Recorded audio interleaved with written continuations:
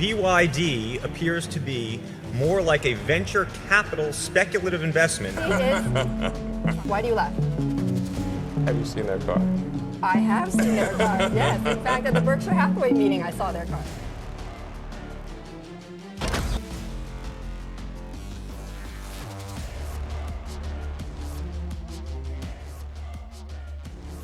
ሰላም እንዴት ናችሁ? ውድ የዩቲዩብ ቻናላችን ተከታታዮች፣ በዛሬው ቪዲዮአችን ላይ ስለ BYD ታሪክ ነው የምናውቀው። ስለ BYD አመጣጥ ታውቃላችሁ? The stage is set in China, 1966. Mao Zedong lets loose the Cultural Revolution. This was a difficult time, as China had not yet recovered from the disaster of the Second World War and the following Civil War and famine. ከቅርብ ጊዜ ወዲህ BYD የተባለው የኤሌክትሪክ አምራች ኩባንያ በአብዛኛው የምናውቀው በኤሌክትሪክ ስለሆነ ባትሪ ያመርት የነበረ ኩባንያ ነው። BYD became China's largest battery manufacturer, selling 150 million batteries within 3 years. ታዲያ አገራችንን ሙሉ በሙሉ አጥለቅልቆታል። የምናውቃቸው እንግዲህ አነስተኛ የሚባሉት የBYD ሴጉሎች ጨምሮ ከፍ እስካሉት ድረስ በውሃ ውስጥ ሁሉ መሄድ የሚችሉት የBYD ያንጓንግ ዩኤት የተሰኙት በራሳቸው የሚሽከረከሩ መኪኖች የዓለማችንን ክብረ ወሰን ጭምር የያዙ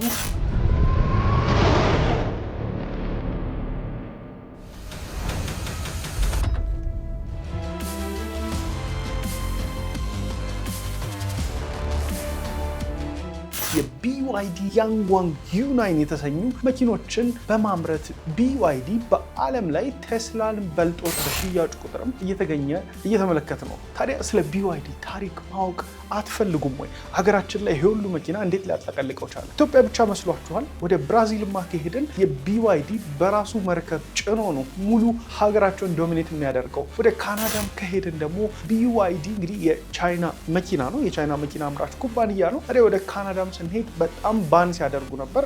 አሜሪካ ውስጥ አይነዳም ታውቃላችሁ። ቢካዝ እነ ፎርድ እነ ሼቭሮሌት የጀነራል ሞተርስ መኪኖች ሊወዳደሩ አይችሉም። ቢካዝ በዋጋም ሰብሮ ነው ሄደው። ለምንድን ነው ዋጋው ራሱ እንደዚህ ቀናሽ የሆነው ካላችሁኝ እሱንም በዚህ ቪዲዮ ነግራችኋለሁ። አጀማመሩን ራሱ በአንድ ኬሚስት የተጀመረው የባትሪ አምራች ኩባንያ ነው። ዛሬ እዚህ ደረጃ ደርሶ አውሮፓን አውስትራሊያን እንደ ጉድ እያስጨነቀ የሚገኘው። አውስትራሊያ ውስጥ የሚነዳው አብዛኛው BYD ነው። በተጨማሪም ደግሞ አውሮፓን ማርኬትን ዶሚኔት እያደረገው ይገኛሉ። ኢትዮጵያ ብቻ አይደለም ልላችሁ ነው። BYD መኪና ያላችሁ ሰዎች እንግዲህ ስለ መኪኖቻችሁ ሞዴሉን በመጥቀስ አስተያየት ትሰጡኛላችሁ። በዛሬ ቪዲዮአችን ላይ የBYDን ታሪክ እንወያያለን። አስገራሚ አስደናቂ ነገሮች ይኖሩታል። አብራችሁን ቆዩ። ጆን ታለርጊ ነኝ። እዚህ ቻናል ላይ ከመጣችሁ አሁን ያላችሁት የቴክ ስቶሪስ ፕሮግራማችን ላይ ነው። ዓለም ላይ ያሉ አስገራሚ ድንቅ የሆኑ የቴክኖሎጂ ተቋማቶችን፣ የቴክኖሎጂ ግኝቶችን፣ ታሪኮቻቸውን ፍትፍት አድርገን ከቤተሰቦቻችሁ ከጓደኞቻችሁ ጋር እየተዝናናን የምንመለከተው ፕሮግራማችን ላይ ደርሳችኋል። የላይክ ምልክቷን በመጫን የደወል ምልክቷን እየነካችሁ ቪዲዮ ስንጭን እንዳያመልጣችሁ። ወደ 200 ሰብስክራይበር እየገባን ነው። ቴንክ ዩ ብያለሁ ሁላችሁንም። ወደ ቪዲዮአችን እንግባ። ይመቻችሁ።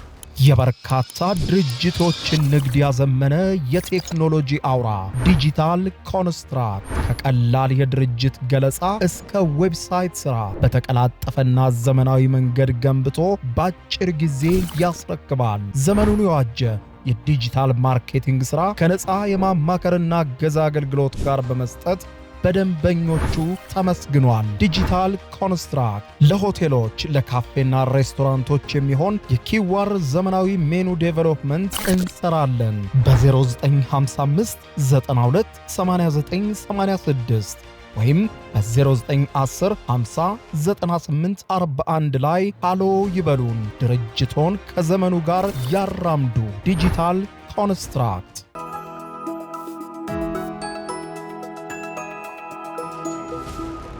ታሪኩን ከዚህ ብንጀምረው ደስ ይለኛል። የጀመረው ከሳቅ እንደ አውሮፓውያን አቆጣጠር በ2011 አንድ ጋዜጠኛ ኢሎን ማስክን BYD ተፎካካሪ ይመስላል። ኢሎን ማስክ ደግሞ የሳቀው ከልቡ ነበር። እስቲ ይሄንን ቪዲዮ ተመልከቱ። Competitors now ramping up, and as you're familiar with BYD, which is also on the West Coast, I think they're ramping up production of their electric vehicles. Warren Buffett owns 10% stake in that. Why do you laugh? BYD is trying to compete. Why do you laugh? Have you seen their car? I have seen their car, yes. In fact, at the Berkshire Hathaway. በወቅቱ ያሳቅ ትክክል ይመስል ነበር። ቴስላ ማለት የሲሊከን ቫሊ ፈጠራ፣ የወደፊት ራዕይ እንዲሁም የቅንጦት መገለጫ ነበረ። BYD ግን ማንም አያውቀው የቻይና ድንበር ያልተሻገረ ተራ አምራች ነበር። ነገር ግን ያ ሳቅ አንድ ትልቅ ስህተት ነበረበት። ያሰበው የነበረው እንደ ቴክኖሎጂ መስራች ነው። BYD ግን እያለመ የነበረው እንደ ኢንዱስትሪ ንጉስ ነው። የሁለቱ የጦርነት ስልቶች ፈጽሞ የተለያዩ ነበሩ። አንዱ በዝና ሌላው በዝምታ። ዛሬ ግን ሳቁ ቆሟል። አዲስ የዓለም ንጉስ ተገኝቷል ነው ምላችሁ። እንግዲህ ታሪካችንን ስንጀምር ግዙፉ መንግስት የገነባው ኬሚስት ልበለው ዋንግ ቹዋንፉ መኪና አፍቃሪ አልነበረም። እሱ ኬሚስት ነበረ። እንደ አውሮፓውያን አቆጣጠር በ1995 በሼንዤን ከተማ ቻይና ውስጥ BYDን ሲመሰርት ዓላማው ዳግም የሚሞሉ ባትሪዎችን መስራት ብቻ ነበረ። ጃፓኖች በባትሪ ኢንዱስትሪው በነገሱበት በዚያ ዘመን ዋንግ አንድ ብልህ ስልት ተከተለ። ውድ የሆኑ አውቶማቲክ ማሽኖችን ከመግዛት ይልቅ የሰውን ኃይል በመጠቀም የምርትን ወጪ በከፍተኛ ሁኔታ ቀነሰ። ምንም አይነት ድምቀት አልነበረው። የታላቅነትን ምልክት አልታየበትም። ነገር ግን እዚህ ጋር ነው ቁልፉ። ሌሎች ብራንድ ላይ ሲረባረቡ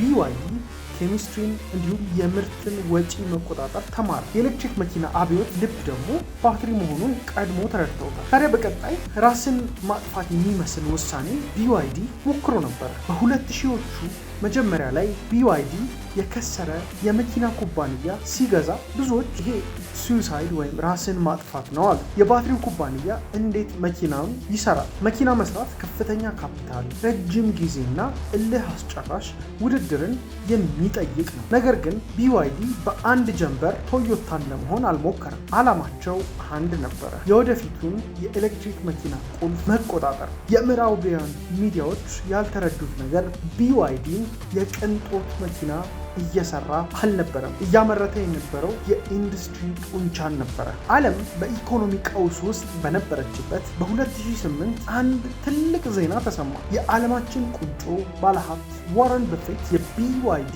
$230 ሚሊዮን ሼር ገዛ። ዋረን በፌት በስሜት አይመራም። የሚከተለው ዘላቂ ጥቅም ያለው ነገር ብቻ ነው። ይሄ ኢንቨስትመንት ለBYD ትልቅ እውቅናን ሰጠው። ምክንያቱም ዋረን በፌትን ተከትለው በጣም በርካታ ሰዎች ኢንቨስት እንደሚያደርጉ በዓለም ላይ ስለሚታወቅ ያ ኢንቨስትመንት ለBYD ጊዜ ሰጠው። ጊዜ ደግሞ ውጤትን ይወልዳል ማለት ነው። ታዲያ እንግዲህ ቴስላ እና BYDን ብንመለከት የሁለት አስተሳሰቦች ጦርነት ናቸው። እስቲ በንጽጽር ነው። የቴስላ ጥንካሬ ሶፍትዌር፣ ብራንድ እንዲሁም ቀዳሚ መሆን ነው። የBYD ጥንካሬ ግን ሁሉንም ነገር በራሱ መቆጣጠሩ። ከዚህ ውስጥ እንግዲህ ቨርቲካል ኢንተግሬሽን፣ የባትሪ የበላይነትና ዝቅተኛ የምርት ወጪ። ቴስላ ትርፍና ፈጠራ ላይ ሲያተኩር BYD ግን ብዛት እና የኢንዱስትሪ ቁጥጥር ላይ አተኮረ። ይሄ ቴክኖሎጂ ውድድር ብቻ አልነበረም። የሲሊኮን ቫሊ አስተሳሰብ ከቻይናውያን የማኒፋክቸሪንግ ስልት ጋር የገጠመበት ትልቅ ጦርነት እንጂ። የኤሌክትሪክ መኪና ትልቁ ስጋት ባትሪው ይፈነዳ ይሆን የሚል ነበር። BYD ለዚህ ጥያቄ መልስ ሰጠ። ብሌድ ባትሪው ላይ በሚስማር ቢወጋ እንኳን እንደማይፈነዳ በተግባር አሳየ። ይሄ ቅስፈት BYDን ርካሽ አምራችነት ወደ ታማኝ የቴክኖሎጂ ባለቤትነት አሸጋገረው። ሸማቾች የቻይናን ቴክኖሎጂን ማመን ጀመሩ። ዓለም 100% ኤሌክትሪክ ካልሆነ እያለች ስትከራከር ደግሞ BYDን መሬት ላይ ያለው እውነታ ተመለከተ። የቻርጅ ማደያዎች ወይም ቻርጂንግ ስቴሽኖች በበቂ ሁኔታ በሌሉበት ዓለም ሃይብሪድ መኪናዎች ደግሞ ድልድይ መሆናቸውን ተረዳ። በ2022 BYD የነዳጅ መኪኖችን ማምረት ሙሉ በሙሉ አቆመ። ይሄ ውሳኔ እጅግ ከባድ ቢሆንም ኩባንያው ወዴት እየሄደ እንደሆነ የሚያሳይ ትልቅ ማሳያ ነበረ። ታዲያ ቁጥሮቹ ሲናገሩ በ2025 አስገራሚው ነገር ተከሰተ። BYD በሽያጭ መጠን ቴስላን በለጠ። ለዓመታት ቴስላ ከሌላው ዓለም ጋር ይባል የነበረው ትረካ ጠፍቶ ቴስላ ከBYD ጋር ወደሚል ተቀየረ። ይሄ የዕድል ጉዳይ አልነበረም፣ የረጅም ጊዜ ስልታዊ ውጤት ነበረ። ታዲያ ጦርነቱ ገና አላለቀ፣ እንደውም ወደ አዲስ ምዕራፍ ተሸጋገረ እንጂ ጥያቄው አሁንም አለ። BYD ይሄንን ግዝፈት ለማስቀጠል ይችላል? የጂኦፖለቲካ ውጥረቶችስ እንቅፋት የሆኑ ይሆን? ቴስላ በፈጠራ ይበልጣቸው ይሆን? አንድ ነገር ግን እርግጥ ነው፣ ከሼንዥን ላቦራቶሪ የተነሳው ያ ኬሚስት እናም የገነባው የዝምታ መንግስት ዓለማችንን ለዘላለም ቀይሮታል። የBYD አስገራሚ ጉዞ።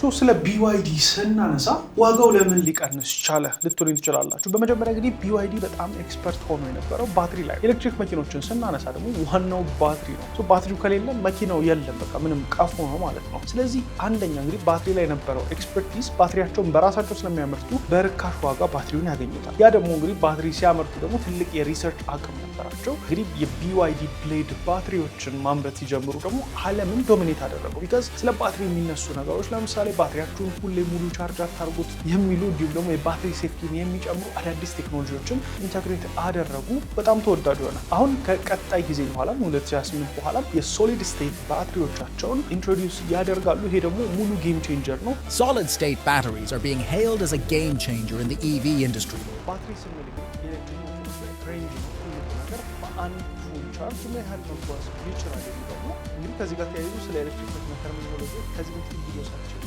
ዛሬ እንግዲህ BYD ታሪክ ውስጥ ሌላኛው ደግሞ ዋጋቸው ሊቀንስ ይችላል። ዋና ምክንያት የቨርቲካል ኢንተግሬሽን ምን ማለት ነው? So really one of the key things that happened this year is the beginning of the transition of Tesla to a fully integrated sustainable energy company. ቨርቲካል ኢንተግሬሽን ማለት በቃ አብዛኞቹን እቃዎች ራሳቸው ነው የሚያመርቱት ማለት ነው። የማይገዙት ከሆነ ራሳቸውን የሚያመርቱት ከሆነ ደግሞ ዋጋው በእጅጉ ይቀንሳል። በራሳችሁ ለማምረት ደግሞ ትልቅ ሪሶርስ ያስፈልጋል። የBYD ፋክተሪዎች ብታያቸው እጅግ ያስደነግጣሉ። አሁንማ ሙዚየም ሁሉ ሆኗል። በጣም ብዙ ሰው እየጎበኛቸዋል ማለት ነው። BYD አንደኛ ዋጋ የቀነሱበት ምክንያት ይሄ ነው።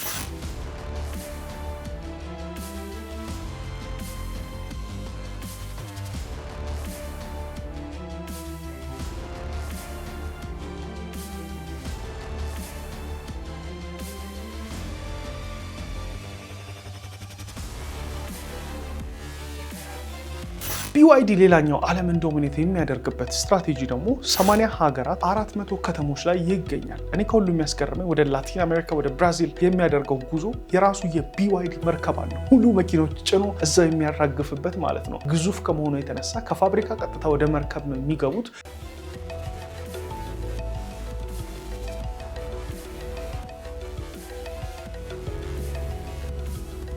ፋብሪካቸውም እንደዛ ተመቻችቷል። ታዲያ 400 ከተሞች ላይ እንግዲህ ጋራንቲ እየሰጠ ሾፖች ከፍቶ ዶሚኔት ማድረግ ከቻለ አስቡት። ይሄን እንግዲህ መፈራታቸውን የምታውቁት BYD አሜሪካ ውስጥ መሸጥ አይችልም። ለምን ካላችሁኝ እንግዲህ ሌሎቹን የነ ጀነራል ሞተርስ ምርቶች የሼቭሮሌት፣ ፎርድ አሜሪካ ያላቸው ብራንዶችን በሙሉ በዋጋ ቀንሶ በኮምፒቲሽንም ይበልጣቸዋል ማለት ነው። እሱ ብቻ ሳይሆን ዣዮሚ በቃ የቻይና ኤሌክትሪክ መኪኖች አሜሪካ ውስጥ እንዳይሸጡ ተብለዋል። ከሴፍቲ ጋር ከምናምን ጋር በቃ ታርጋ ተለጥፈውባቸው በቃ እንዳይሸጡ ተብለዋል ማለት ነው። ያ የሆነበት ምክንያት ደግሞ እንግዲህ ሁዋዌንም ታውቃላችሁ እንዴት ከጌም አስወጣ ነው እንዳሉ የጉግል ፕሌይ ስቶር ሌሎችም ቴክኖሎጂዎች የቺፕ በመንጠቅ ማለት ነው። ስለዚህ ወደ ካናዳ ፊታቸውን ወደ ዩሮፕ ወደ ኦስትሬሊያ ዙሮ አፍሪካን ማርኬት ተጠቅመዋል ማለት ነው። እንግዲህ በጣም በርካታ መኪኖችን በመሸጥ እንግዲህ ቴስላንም ኦቨርፓስ ያደረገ ተቋም ነው። Tesla has lost its position as the world's biggest seller of electric vehicles. The Chinese car maker BYD is now in top spot.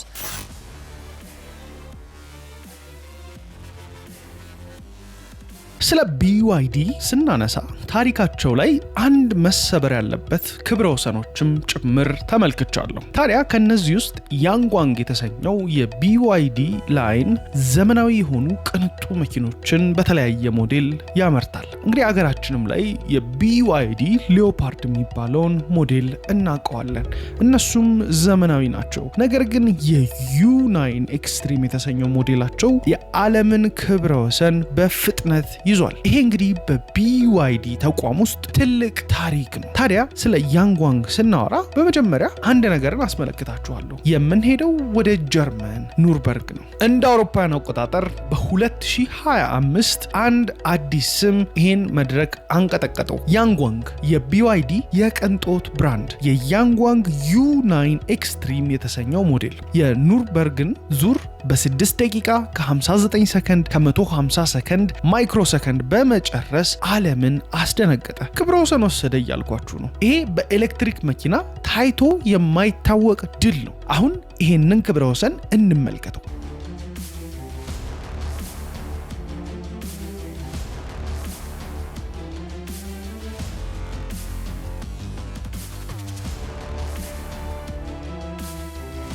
ነገር ግን ታሪኩ በዚህ አያበቃም። ይሄ መኪና በሰዓት 496.22 ኪሎ ሜትር መብረር ይችላል በለው። የዓለምን የፍጥነት ክብረ ወሰን ሰባብሯል። ዛሬ የምናየው ስለዚህ መኪና ማስታወቂያ ሳይሆን ስለ ፊዚክሱ፣ ስለ ሂሳቡና ስለ መኪናው እንዴት እንዲፍጨረጨር በውሃ ላይ እንዲሳፈፍ ስላደረገው ድንቅ ቴክኖሎጂ ነው። አዎ እያልኳቸው ያሉት የቢዋይዲ ያንጓንግ ምርቶች የያንጓንግ ዩ9 በምድር ላይ ሲበር የያንጓንግ ዩ8 ደግሞ በውሃ ላይ ይቀዝፋል ነው።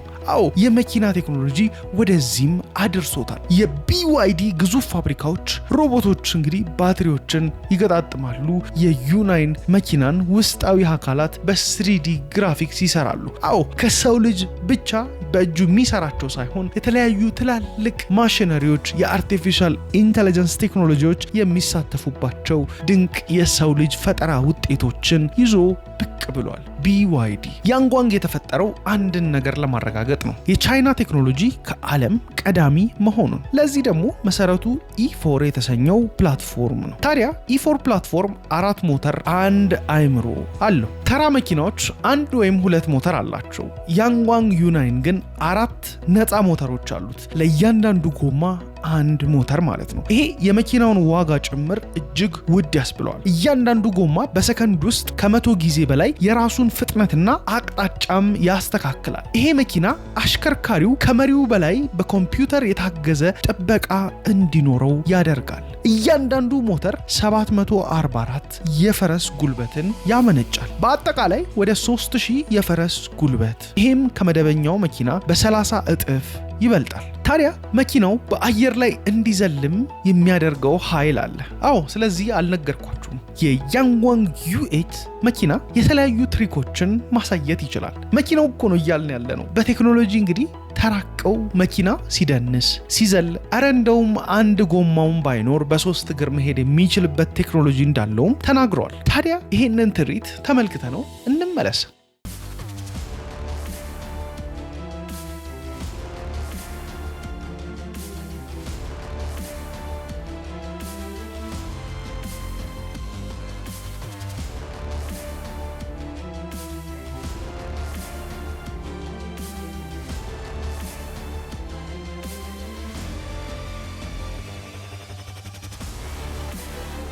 መኪናው በአየር ላይ እንዲዘል የሚያደርገው ኃይል መንገድ ላይ በሰዓት 400 ኪሎ ሜትር ሲበር ከመሬት ጋር ተጣብቆ እንዲሄድ የሚያደርገው ሚስጥር ነው። እንዲያውም 1 ጎማ ቢወድቅ እንኳን መኪናው በ3 ጎማ ሚዛኑን ጠብቆ መጓዝ ይችላል። ይሄ ምህንድስና ሳይሆን ጥበብ ነው። እንዴት አያችሁት እናንተ? በመቀጠል ወደ ውሃው ተአምር እንመለስ። የቢዋይዲ ያንጓንግ ዩ8 SUV ሲኝ በማህበራዊ ሚዲያ በብዛት የታየውና ብዙዎችን ያስደነቀው ትዕይንት ነው። መኪናው በውሃ ውስጥ እንደ ልቡ ይንሳፈፋል። እዚህ ጋር ግን ግልጽ መሆን አለብን። ይሄ ኢመርጀንሲ ፍሎቲንግ ሞድ ነው። በዋናነት ለያንጓንግ ዩ8 SUV የተሰራ ነው። መኪናው በድንገት ጎርፍ ውስጥ ቢገባ በራሱ መስኮቶቹን ይዘጋል፣ ጣራውን ይከፍታል። ለማምለጫና ለ30 ደቂቃ ያክል በውሃ ላይ ይንሳፈፋል። በሰዓት 3 ኪሎ ሜትር ፍጥነትም ወደ ደረቅ መሬት መቅዘፍ ይችላል። ለያንጓንግ ዩ9 ሱፐር ለሆነው መኪና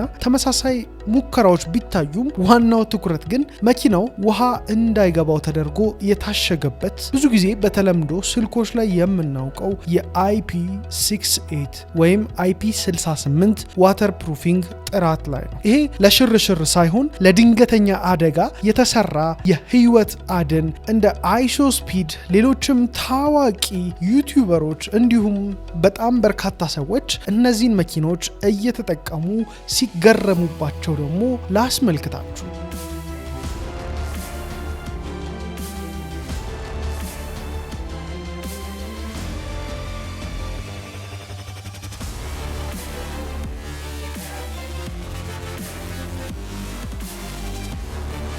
የበርካታ ድርጅቶችን ንግድ ያዘመነ የቴክኖሎጂ አውራ ዲጂታል ኮንስትራክት ከቀላል የድርጅት ገለጻ እስከ ዌብሳይት ስራ በተቀላጠፈና ዘመናዊ መንገድ ገንብቶ በአጭር ጊዜ ያስረክባል። ዘመኑን የዋጀ የዲጂታል ማርኬቲንግ ስራ ከነፃ የማማከርና ገዛ አገልግሎት ጋር በመስጠት በደንበኞቹ ተመስግኗል። ዲጂታል ኮንስትራክት ለሆቴሎች፣ ለካፌና ሬስቶራንቶች የሚሆን የኪዋር ዘመናዊ ሜኑ ዴቨሎፕመንት እንሰራለን። በ0955 92 8986 ወይም በ0910 50 98 41 ላይ ሃሎ ይበሉን። ድርጅቶን ከዘመኑ ጋር ያራምዱ። ዲጂታል ኮንስትራክት። ከቢዋይዲ መኪና ክብረ ወሰኑ ጋር ስንመለስ ደግሞ ሚስጥሩ ምንድን ነው ካላችሁኝ፣ በሰዓት 496 ኪሎ ሜትር ፐር ሃወር ወይም በሰዓት መብረር ትልቅ ትኩሳትን ይፈጥራል። ባትሪው ሞተሩ እንዳይቀልጡ የያንጓንግ ዩ9 ኤክስትሪም የተሰኘው መኪና መሐንዲሶች በዓለም ላይ ታይቶም ተሰምቶም የማይታወቅ አዲስ የማቀዝቀዣ ዘዴ ፈጥረዋል። ባለ ሁለት ንብርብር ወይም ዱዋል ሌየር ማቀዝቀዣና የሲሊኮን ካርባይድ ወይም SiC ቴክኖሎጂን በመጠቀም ነው። መኪናው ሳይዘል ተደጋጋሚ ፍጥነቶችን እንዲያሳይ አስችለውታል። ታዲያ የያንጓንግ ምርቶች መኪኖች ብቻ አይደሉም፣ የቻይናን አቅም ለዓለም እያሳዩ ነው። የሰው ልጅ የፈጠራ ውጤት እንጂ። የቻይናው BYD ለዓለም ያሳየው መልእክት ግልጽ ነው። የወደፊቱ ጊዜ የኤሌክትሪክ ብቻ ሳይሆን የማሰብ ችሎታ ያላቸው መኪኖች ነው። በርካታ የአርቲፊሻል ኢንተለጀንስ ኬፓቢሊቲዎች ተካተውላቸዋል።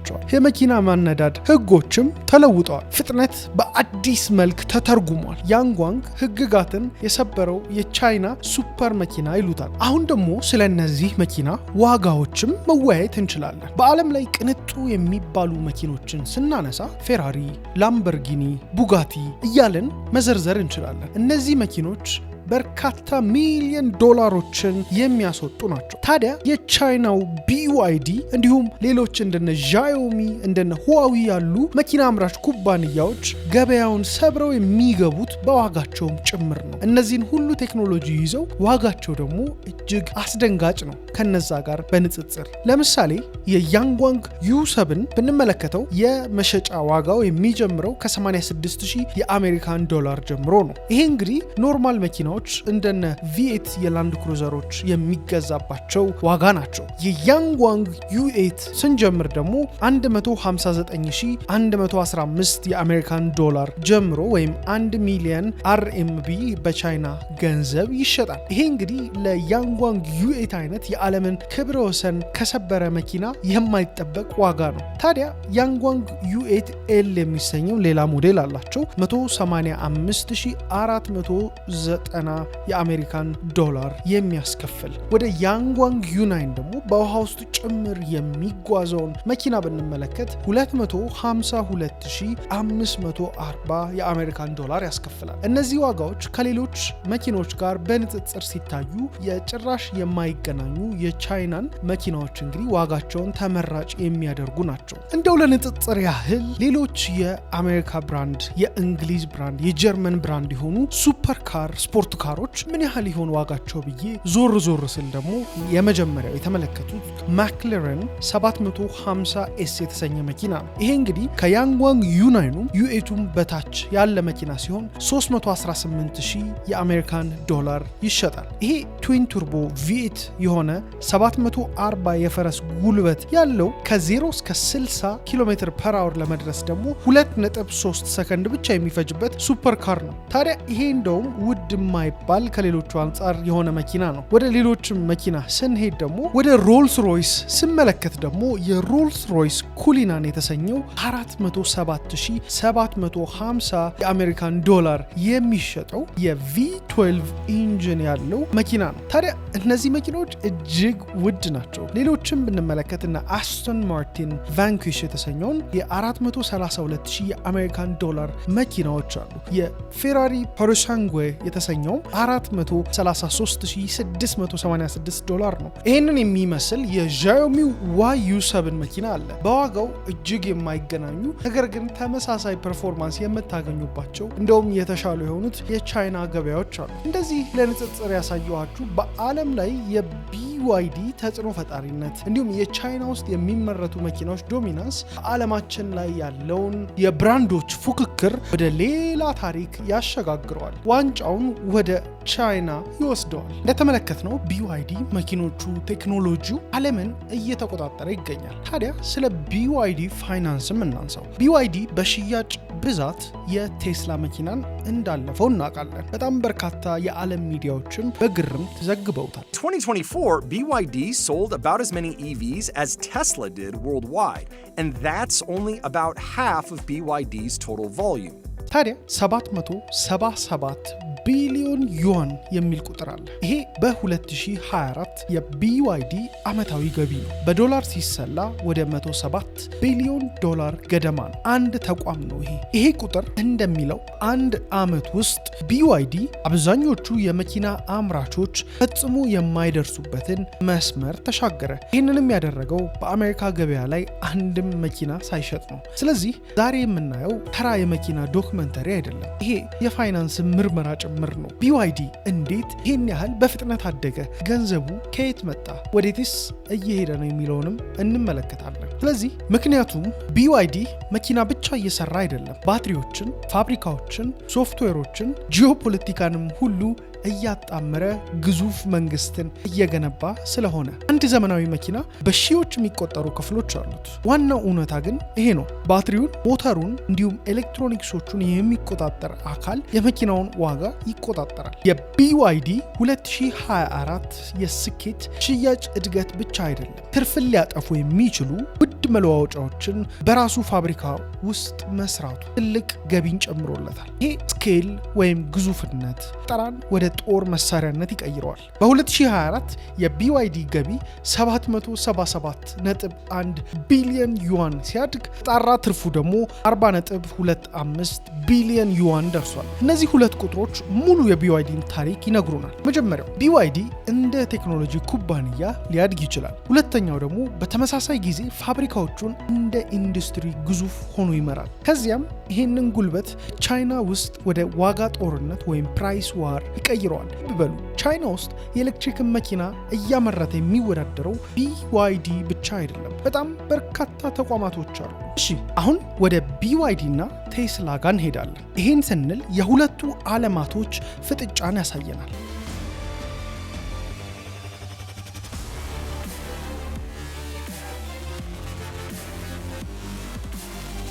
በኤሌክትሪክ መኪና ዓለም ውስጥ ሁለት የተለያዩ ሃይማኖቶች አሉ። ቴስላ መኪናን እንደ ሶፍትዌር ያየዋል። ቢዝነስን የሚያየው ደግሞ እንደ ሲሊኮን ቫሊ ፈጠራ ነው። BYD ግን መኪናን የሚያየው እንደ ማኒፋክቸሪንግ ውጤት ነው። ለነሱ ቢዝነስ ማለት ብረት፣ ባትሪ እና ሰራተኛ ነው። እንደ አውሮፓውያን አቆጣጠር በ2024 መገባደጃ ላይ ዓለም አንድ የማይታይ ነገር አየች። በገቢ ወይም ሬቨኑ ረገድ BYD ቴስላን መቅደም ጀመረ። ቴስላ 25.2 ቢሊዮን ገቢ ሲያስመዘግብ BYD 28.2 ቢሊዮን ገቢ አስመዘገበ። ይሄ የሽያጭ ብልጫ ብቻ አይደለም፣ የፍልስፍናም ድል ነው። ቻይና ድል ያደረገችበት ማለት ነው። ምክንያቱም የBYD መኪኖች አሜሪካ ውስጥ አይሸጡም፣ የቴስላ መኪኖች ግን ቻይና ውስጥ ይሸጣሉ። ታዲያ ከዚህ ጋር ተያይዞ ቴስላ ለረጅም ጊዜ የትርፍ ንጉስም ነበረ። በአንድ መኪና ላይ የሚያገኙት ትርፍ ከማንኛውም ኩባንያ ይበልጥ ነበረ። ነገር ግን በ2024 እና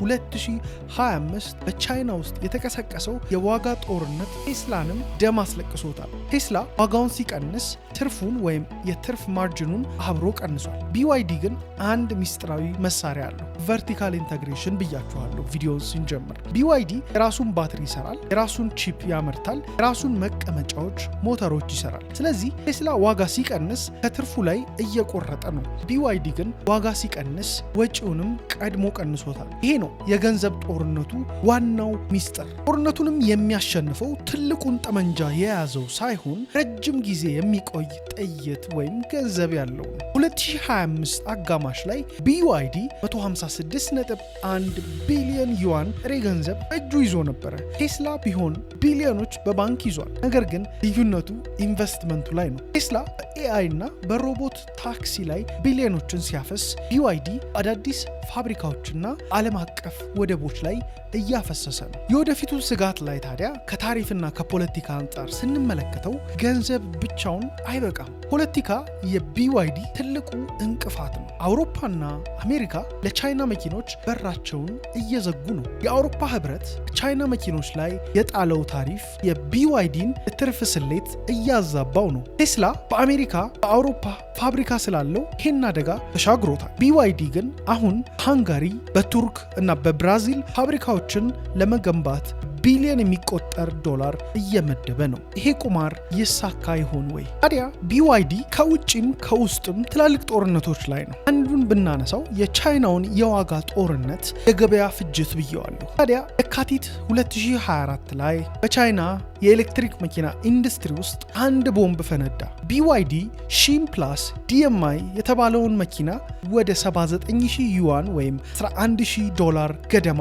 ዝቅ አደረገው። ይሄ ዝም ብሎ ቅናሽ አልነበረም፣ የሞት ሽረት ጦርነት አዋጅ ነበረ። የኤሌክትሪክ መኪኖች ከነዳጅ መኪኖች ቅናሽ ናቸው የሚለውን መፈክር በመላው ቻይና አሰማ። ታዲያ የነዳጅ መኪና አምራቾች ደነገጡ። ቶዮታ፣ ቮልስዋገን፣ ሆንዳ ለዘመናት የገነቡት ግዛት በአንድ ሌሊት ተናወጠ። ታዲያ በቻይና ገበያ ውስጥ 100 በላይ የኤሌክትሪክ መኪና አምራቾች አሉ። አብዛኞቹ ግን ትርፍ አያገኙ። ቢዋይዲ ዋጋውን ሲቀንስ ሌሎችም ተገደው ዋጋ ይቀንሳሉ። ነገር ግን አንድ ልዩነት አለ። ቢዋይዲ ዋጋ ቀንሶም ትርፍ ያገኛል፣ በጣም ብዙ ባይሆንም። ሌሎች ግን በእያንዳንዱ መኪና ላይ በሺዎች የሚቆጠር ዶላር ይከስራሉ። ይሄን እምላችሁ እነዚህ የመኪና አምራች ኩባንያዎች ወደፊት ላይ ከነ ተቋማቸው ሰርቫይቭ ማድረግ ወይም ተቋቁሞ ለማለፍ የያዙት ዓላማ ነው። አሁን ለማትረፍ ትልቅ ምኞት የላቸውም። ታዲያ ይሄ ጦርነት ትልቁን መኪና ስለመስራት አይደለም። ይሄ ጦርነት ማን ረጅም ጊዜ ደም ሳይፈሰው መቆየት ይችላል የሚል ነው። እዚህ ቪዲዮ ላይ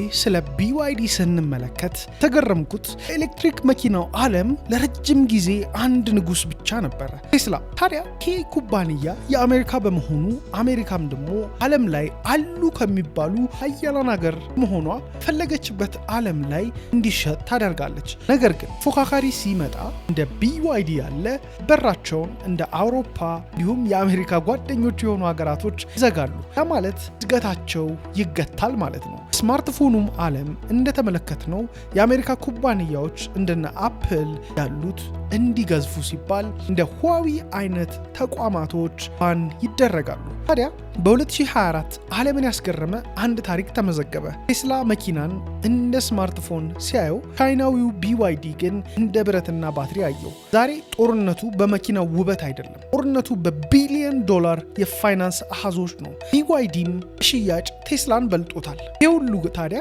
የአሜሪካን ማርኬት ሳይገባበት ወይም አንድም ፍሬ መኪና አሜሪካ ውስጥ ሳይሸጥ ማለት ነው። ቴስላ አንድ መኪና ላይ የሚያገኘው ትርፍ ከማንኛውም ኩባንያ ይበልጣል ተብሎ ይታመን ነበር። ነገር ግን ቻይና የዋጋ ጦርነት ምክንያት ቴስላ ራሱን ለመከላከል ሲል ዋጋ ቀንሷል። ይሄ ደግሞ ትርፉን ወይም ፕሮፊት ማርጅኑን አሽቆልቁሎታል። ቴስላ ዛሬ ትኩረቱን ከመኪና ሽያጭ ይልቅ ወደ ኤአይ እና ሮቦታክሲ እያዞረ ነው። ቴስላ መኪና መሸጫ ሳይሆን ሶፍትዌር መጫኛ ነው። ይህንን ስላችሁ ታዲያ ቴስላ መኪኖች እጅግ ጥሩ ናቸው፣ ነገር ግን የሶፍትዌር ኦፕቲማይዜሽናቸው ላይ እጅጉ ተጨንቀው ይሰራሉ። ሌላ በኩል ደግሞ ያው ቢዋይዲ አለ። የቢዋይዲ ሚስጥር እንዳልኳችሁ ቨርቲካል ኢንተግሬሽን የሚባለው አሰራር ነው። ከባትሪው ኬሚካል ጀምሮ እስከ መኪናው መቀመጫ ድረስ ራሳቸው ፋብሪካ ይሰራሉ። ቴስላ ከሌላ ድርጅት መለዋወጫ ሲገዛ፣ ቢዋይዲ ግን በራሱ ይሰራል። በ2024 ቢዋይዲ 777 ቢሊዮን ዩዋን ገቢ ያስመዘገበው ለዚህ ነው። አሁን ጥያቄው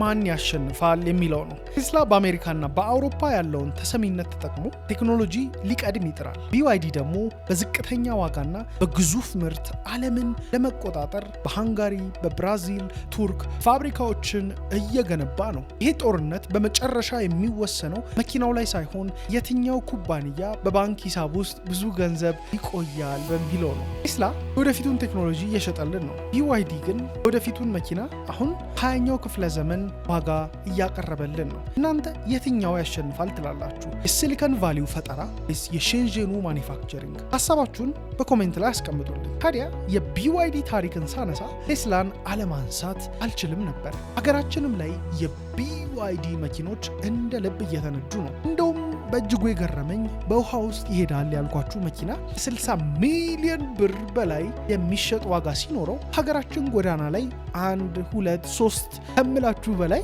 በስተው እየተነዱም ተመልክቻለሁ። ታዲያ ሀገራችን ላይ ካሉ የቢዋይዲ መኪናዎች ተመቿችሁ የትኞቹ ናቸው? በመቀጠል የቢዋይዲ መኪና አሽከርካሪም ከሆናችሁ ስለ መኪኖቻችሁ ሀሳብ አስተያየት ብትሰጡ ቀጣይ ገዢዎች ይጠቅማል። የዛሬ ቪዲዮአችን ስለ BYD ቢልድ ዩር ድሪምስ ማለት ነው BYD ተነታነው። እንግዲህ ስለ BYD አስገራሚው ነገር በሀገራችን ጎዳናዎች ላይ ሽርሽር የሚሉት እነዚህ መኪኖች ታሪካቸው ከዚህ ነው የመጡት። እንግዲህ BYD መኪኖች ቀጣይ ዓመታትንም የመኪናው ኢንዱስትሪ ላይ ኤሌክትሪክ ዶሚኔት ያደርጋሉ። እነሱ ፈርቀዳጅ ሆኖ አሁን ሌሎች እነ ፌራሪ ጨምሮ እንግዲህ ኤሌክትሪክ መኪና ማምረትን ተቀላቅሏል። እንግዲህ ቴስላ በጣም ፈርቀዳጅ ነው። ነገር ግን ስለ ኤሌክትሪክ መኪና አመጣጥ ታሪኮችን ቪዲዮ ሰርችላችኋለሁ። ኤሌክትሪክ መኪና እንግዲህ ከቴስላ በፊትም ረጅም ጊዜ ነው ከተጀመረ በጣም ሰንበት ያለ ጉዳይ ነው። ነገር ግን ዓለም ላይ ዶሚኔት አድርጎ የወጣው አሁን ነው። እንግዲህ ቴስላ አለ፣ እነ BYD ያሉ ሌሎችም የኤሌክትሪክ መኪና አምራች ኩባንያዎች ሆኗል። አብዛኛው የነዳጅ መኪና ብቻ መሸጥ የቆመበት ጊዜ ላይ ደርሰናል። ታዲያ የዛሬ ቪዲዮችን እንዴት ተመለከታችሁት? እነዚህን የምጋብዛችሁን ቪዲዮዎች እንድትመለከቱ እየጠየኳችሁ በሌላ ቪዲዮ እስከምንገናኝ መልካም ጊዜ ይመቻችሁ።